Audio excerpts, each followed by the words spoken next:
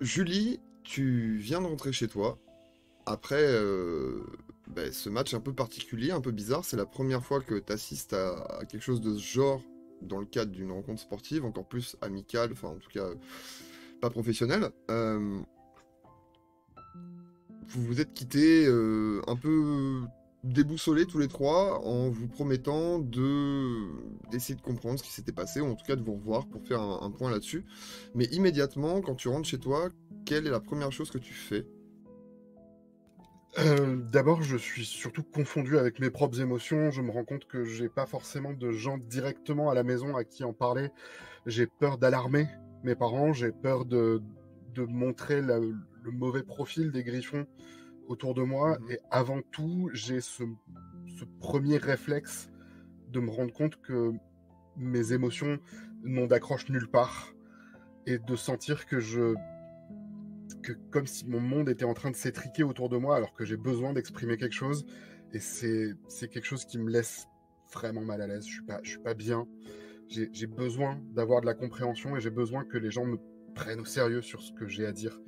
Et j'essaie de me calmer au maximum à chaque fois que j'essaie de trouver des gens, même juste croiser la famille à la maison, posée devant la télé, en train de grignoter un truc. Ça me laisse pas bien parce que je me rends compte que je peux pas juste littéralement leur dire ce qui s'est passé de peur qu'il y ait des réactions difficiles. Et je sais que c'est pas le moment d'être bizarre, Mhm. c'est pas le moment d'être. C'est pas le moment d'avoir besoin d'aide sur des trucs étranges, c'est pas le moment d'être au centre de plein de choses qui vont pas. Si j'ai besoin d'aide sur quelque chose de grave, j'imagine que je peux la demander, mais simplement chercher à en savoir plus, c'est pas possible de juste exprimer ces choses-là. J'ai déjà plus jeune maladroitement essayé de poser mes mots sur certaines émotions que je traversais et j'ai pas réussi à trouver les échos et ça m'a fait me sentir encore plus seul face à ça. Et du coup, en y réfléchissant et en me torturant un peu autour de ça, je me rends compte que vraiment la seule personne avec qui j'aurais moyen de parler de ça, c'est un peu, c'est une personne de la famille qui est également un peu excentrique, qui est ma grand-mère. Euh, et, euh, et du coup, assez vite, effectivement, je tente de la contacter. Je sais qu'il est un peu tard, mais je vais au moins essayer de lui laisser un message. J'imagine qu'elle sera peut-être en train de dormir, mais pour voir si c'est possible de passer peut-être demain, demain si elle est disponible, je sais pas, pour un goûter, parce que j'aimerais bien pouvoir parler avec elle de ce qu'on a vu, pour savoir si peut-être dans son expérience, c'est des choses qui sont déjà arrivées par le passé, Mhm. et dans quelle mesure c'est quelque chose de suffisamment exceptionnel pour que je fasse des vagues avec ça, ou qu'on essaie de gérer ça de la manière la plus discrète possible. Et donc, quand tu es rentré, on t'a demandé comment s'était passé le match, et qu'est-ce que tu as répondu? Euh, c'était vraiment du beau jeu. C'était intéressant, et surtout, les supporters étaient très engagés. Ça a fait plaisir de voir que les gens sont là pour leurs équipes. Et tu vois que le sourire sur leur visage n'est pas fin, hein. Tout le monde est ravi de voir que tu as passé un bon moment autour de cette passion qui t'anime et qui ne fait de mal à personne. Le sport, c'est tout à fait sain comme pratique.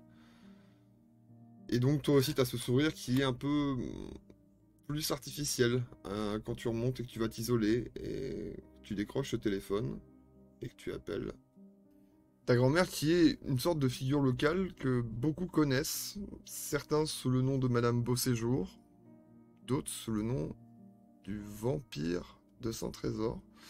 Euh, on reviendra là-dessus à un autre moment, quand ça sera pertinent, si ça l'est vraiment un jour. Toujours est-il que tu composes son numéro, il y a quelques tonalités qui sonnent, qui résonnent, et puis ça finit par décrocher. Et tu entends cette voix familière Allô. au bout du téléphone. Allô? Oui, allô mamie, c'est Julie. Oui, comment tu vas, Euh, ma chérie? ça va bien, je suis désolé de te déranger aussi Oh, mais tu tard. ne me déranges pas. Je reviens d'un match et c'était il s'est passé des choses intéressantes et tu m'avais déjà dit que s'il y a des choses intéressantes, ça peut valoir le coup de venir t'en parler. Oui, tu as un rapport avec un Et garçon? je ne pense pas, D'accord. mais c'est peut-être plus des choses intéressantes comme tes choses intéressantes. Ah, écoute, Euh, oui, oui, écoute, ma grande. J'aimerais bien avoir du temps pour en parler. J'aimerais bien avoir du temps pour t'en parler peut-être bientôt. Alors, Est-ce que... oui, tout ce que tu veux, mais pas comme ça. Tu comprends? D'accord. Les murs ont des oreilles. Tu vois ce que je veux dire? Ah, Pourquoi oui. tu ne viendrais pas me rendre visite, je ne sais pas, demain, pour le déjeuner, pour le café, pour le goûter, comme tu voudras? Et tu me raconteras de vive voix? Oui. Je viendrai après le repas. Je viendrai te parler de ça. Oui. Tu n'as Merci, abordé mamie. ça avec personne, hein, tes parents, tu ne leur as rien dit. Euh, non. Non, Très non, bien, non. Euh, c'est parfait, Tout à fait. c'est parfait, ma grande. Eh bien, écoute, Je te dis à demain alors. Au Voilà, et revoir. n'hésite pas à noter tout ça dans un petit carnet pour bien t'en souvenir, hein, pour ne rien omettre, d'accord? Oui. Oui, tout à fait. Je fais ça. Très bien. Eh bien, je t'attends alors. Je raccroche et immédiatement, je prends un cahier de brouillon que j'ai de côté pour les cours. Je note tout ce que je peux noter au sujet de la Cet soirée, appel tous était les quand même détails, très tous bizarre, hein. les éléments. Ouais. Cet appel était turbo bizarre, mais quelque part, c'est assez étrange comme ma grand-mère est quelqu'un de weird. Je n'ai pas peur d'être la personne weird quand je suis en sa présence. Donc, peut-être qu'elle sait naviguer ce genre de choses mieux que moi. Je note tout. Est-ce Je que, passe littéralement 1 heure et demie à prendre un maximum de détails, à revenir, à créer des trucs et à genre tout noter. pendant ce temps-là, Jessica, toi de ton côté, tu remontes dans la voiture de ton papa, et il remarque bien que quelque chose ne va pas. Euh, Effectivement, depuis que vous vous êtes installé, et même peut-être un peu avant, euh, peut-être que c'est dû à l'âge que tu as et aux transformations qui s'opèrent et à la construction de ta personnalité, mais c'est vrai que vous êtes plus aussi proche qu'avant, ou en tout cas plus de la même façon. Mais il t'a vu grandir, il t'a vu changer, et c'est vrai que ce déménagement, on te l'a imposé aussi. C'est pas toi qui l'as décidé, t'en es pas à l'origine. Et c'est peut-être même pas le premier où t'es baladé comme ça de nouvelle école en nouvelle école, de nouveau foyer en nouveau foyer, à devoir à chaque fois trouver des nouveaux repères et t'ancrer et trouver des nouvelles racines. Mais là, il y a silence. Quand t'as claqué la porte, il y a eu ce bisou peut-être sur la joue, et puis plus rien. Il y a cette radio qui diffuse une pop un peu mielleuse, un peu mièvre, une belle soupe. Et il y a ce silence pesant entre vous deux. Et il est gêné. Il sait pas, il sait pas comment faire le premier pas vers toi. Et tu vois Ah, que il regarde beaucoup euh, ton visage et pas assez la route. à un moment donné, je finirai par baisser le son de la radio. Ok, alors là, tu l'entends vraiment genre avaler sa salive comme si, je sais pas, il y avait à avoir une grande nouvelle ou un drame qui allait être annoncé. Euh, et Dali, le match, c'était bien, enfin, ils ont perdu, mais euh, je- j'avais une question à te poser. Oui. Euh, à la fin du match, les adultes ont fait n'importe quoi, ils se sont tapés dessus. Oui. Bah, tu sais Et ce que c'est, les, hein, comme au pays. Oui, mais rien qui me surprenne, voilà, moi j'ai l'habitude, mais ce qui m'a surpris, c'est que, bah oui, il y a les gendarmes qui sont venus, euh, mais il y a aussi les militaires de Sablé qui sont venus. Et ça, c'était bizarre. Et je me disais peut-être que quand toi tu vas au barrage, tu, tu les vois, les militaires humains. Bah, oui, tu sais très bien qu'ils ont une base pas très loin, un peu plus loin sur la rive, mais oui, on les voit souvent au barrage, ouais. Ils peuvent pas, Et, enfin... et ils font quoi, tu sais, toi? Bah non, qu'est-ce que... comment je saurais ce qu'ils font là-bas? Ils font sûrement des choses de militaires, enfin, ce pourquoi on les emploie. Et venir séparer des équipes de basket qui se tapent dessus, Non, mais ça me paraît bizarre, ma grande. Tu sais, ils devaient passer dans le coin et puis ils ont donné un coup de main. Tu sais, les gendarmes de Saint-Trésor, ils sont pas super bien formés, quoi. Tout tombe un peu en ruine chez eux, tu vois bien, quoi. Oui, bah ça, c'est de ta faute. Déjà, si on était resté à Sablé, voilà. Puis je me renfrogne dans mon siège. Et Oui.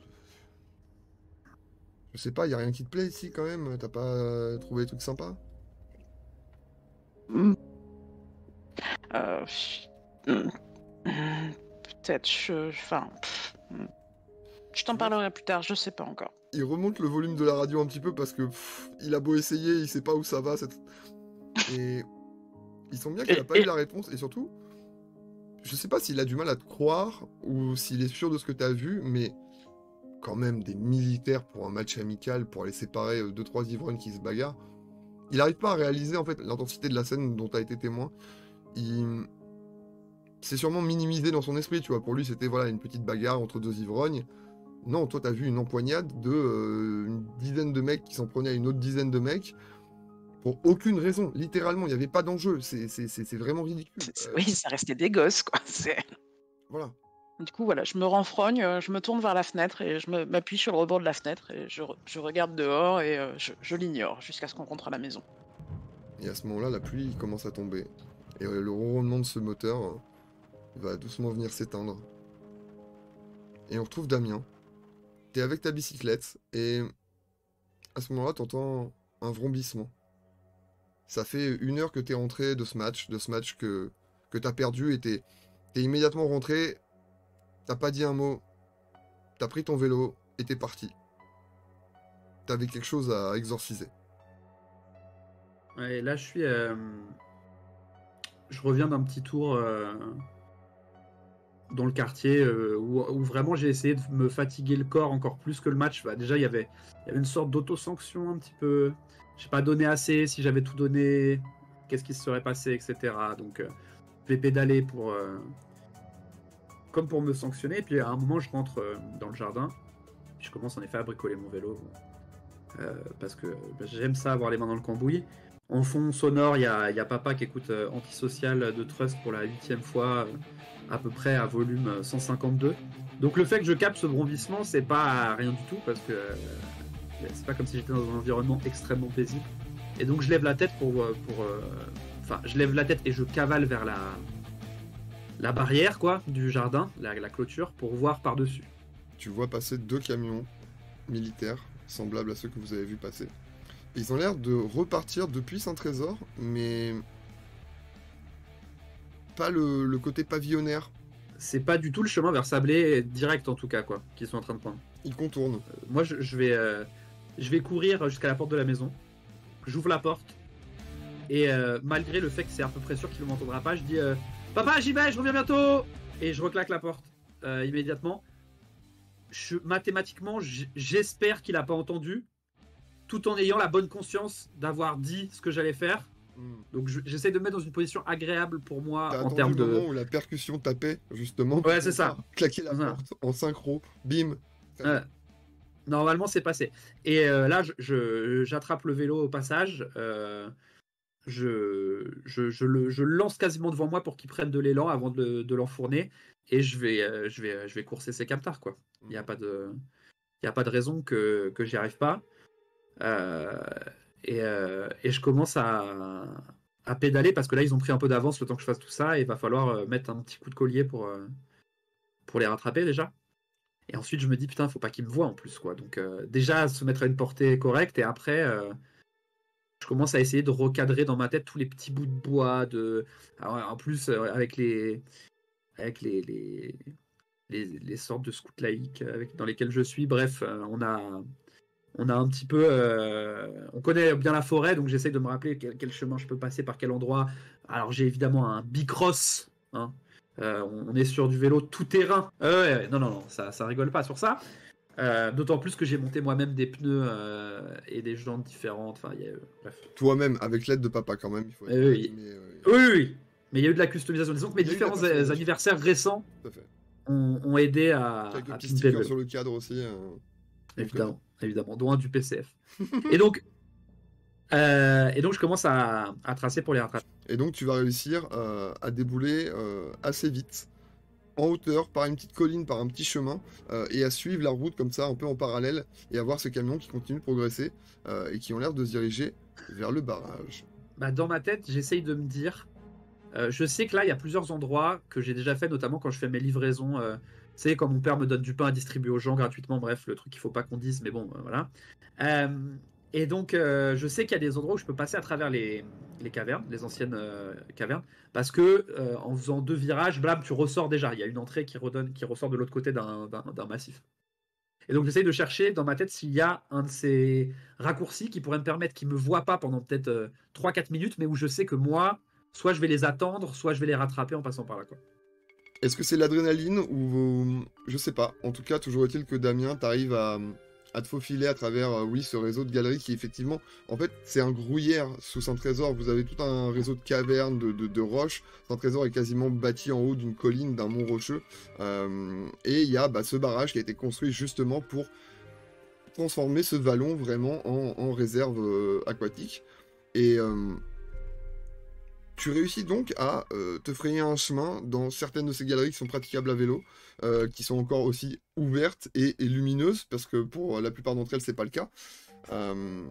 Et donc, on a ces plans de toit qui se fraient un chemin à travers ces couloirs, ces galeries rocheuses, et qui ressort à l'air libre. Il y a un tapis de feuilles mortes qui commence à voler sur ton passage, c'est très cinématographique. Et tu revois au loin ces camions. Maintenant, t'en es sûr et certain, ils se dirigent bien vers le barrage. Ok. Je peux encore les tenir en termes de suivi ou ça va commencer à être Tu compliqué? commences à avoir les joues bien roses et à manquer de souffle. Ça se voit beaucoup sur un petit blondinet de toute façon. Mais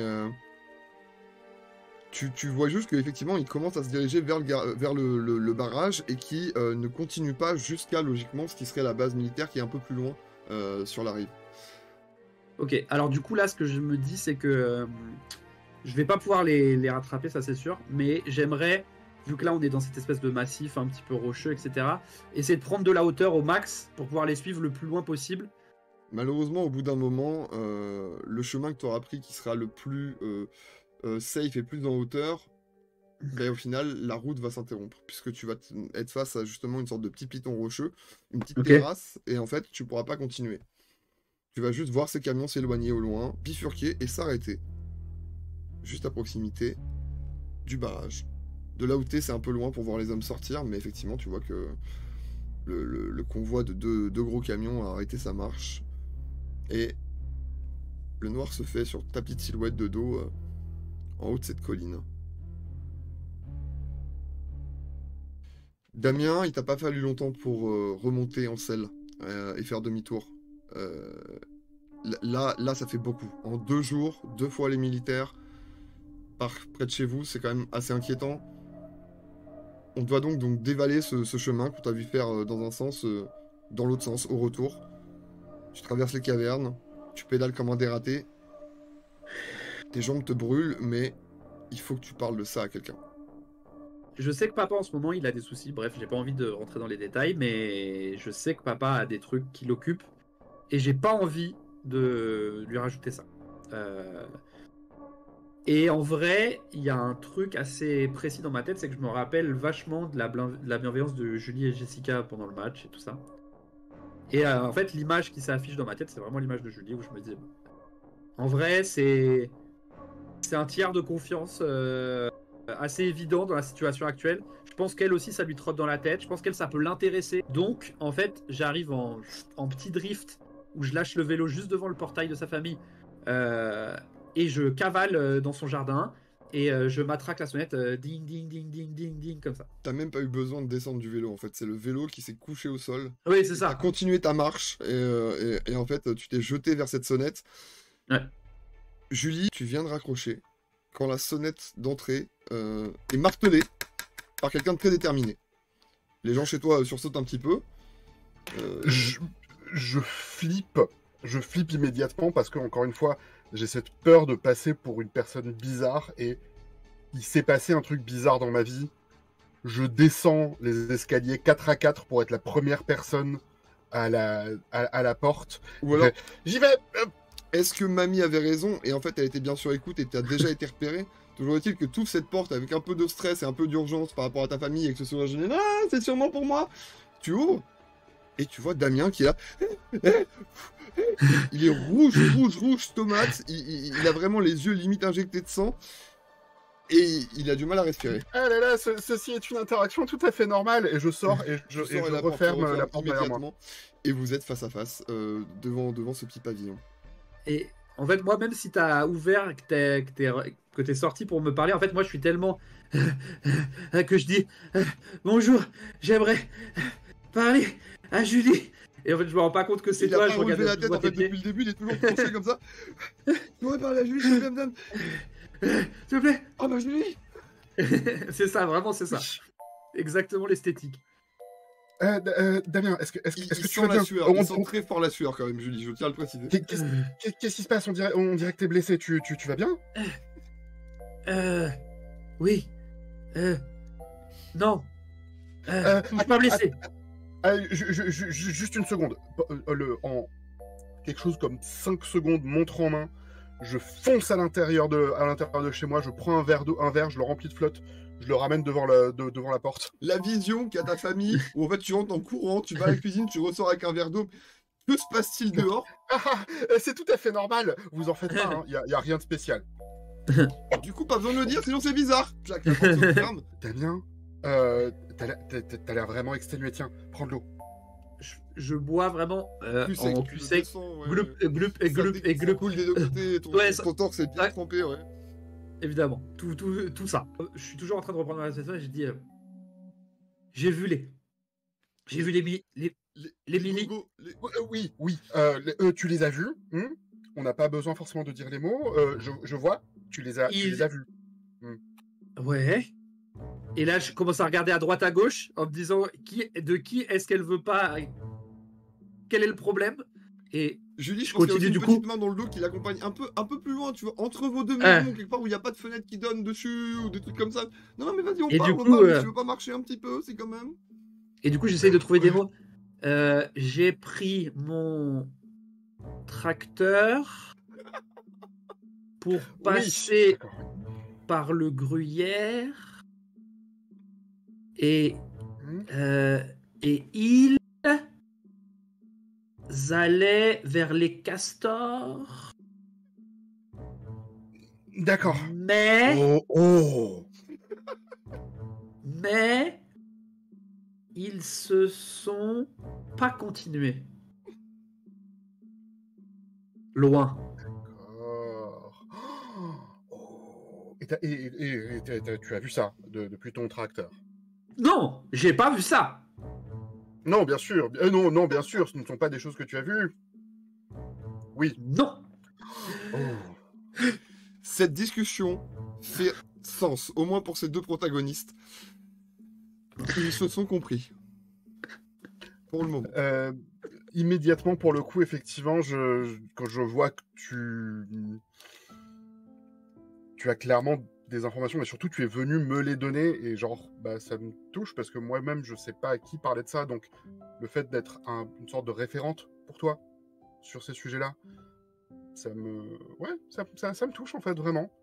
Et je te dis, mais Damien, est-ce que demain, après le repas, tu voudrais que, genre, ensemble, on aille peut-être parler de ça à quelqu'un qui peut nous écouter là-dessus? Parce que je connais quelqu'un qui aime bien des fois, parfois un peu enquêter sur ces choses-là, ou avoir une autre idée de comment ça se passe, qui peut peut-être nous écouter, nous aider à avoir une idée de pourquoi.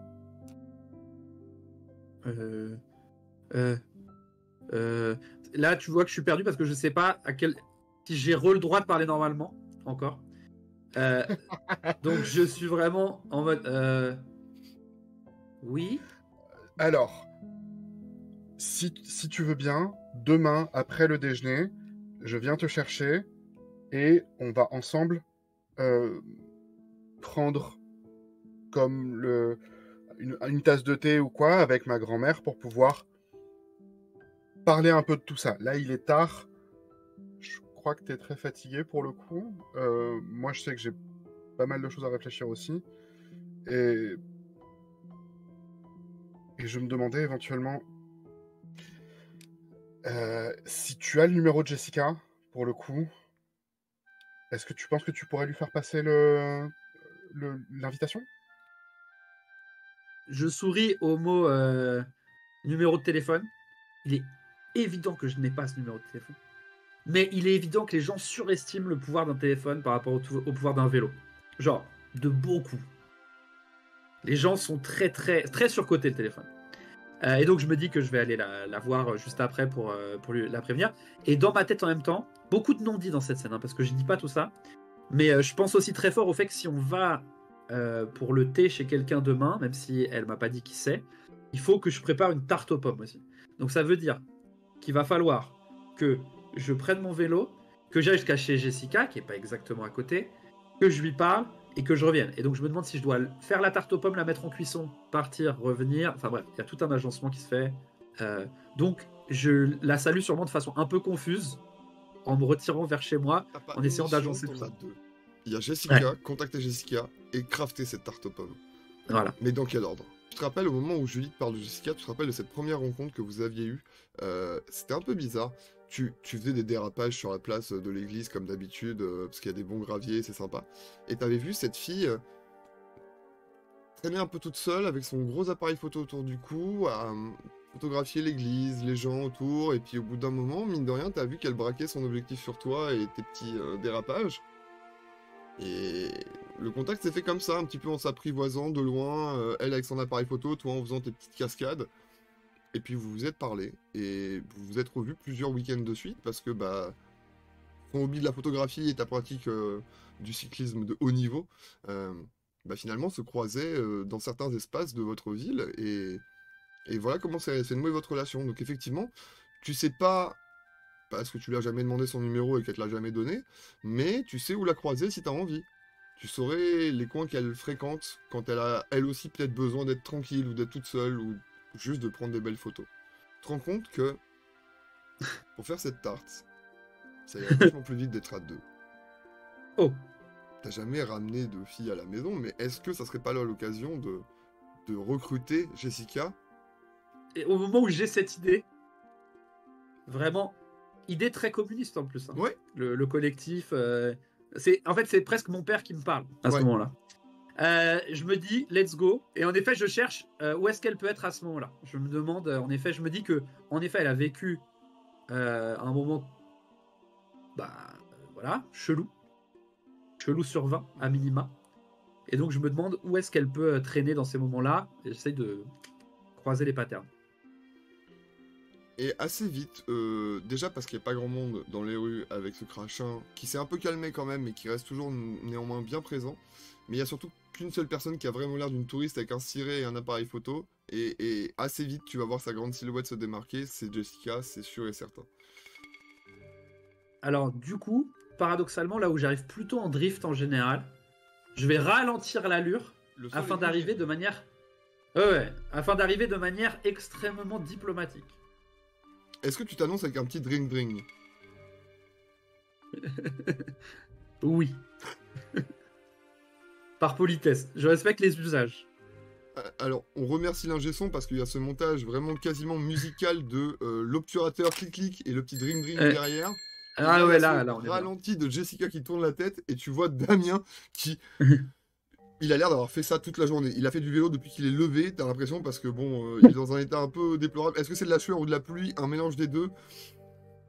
Mais bref, il a un visage, il a des yeux déterminés, enfin vraiment habités. J'aurais un clic réflexe au moment où... le photo rapide. Quelle horreur. L'instantané. Le lapin pris dans les phares, ouais, c'est ça. Et donc voilà, il y a ce moment où elle repose son appareil et tu vois son visage et vous avez tous les deux... Enfin, toi t'es pas surpris de l'avoir là, mais en tout cas elle l'est et toi t'as l'air d'avoir quelque chose à dire. Jessica? Très bien. Tu veux faire une tarte au pas?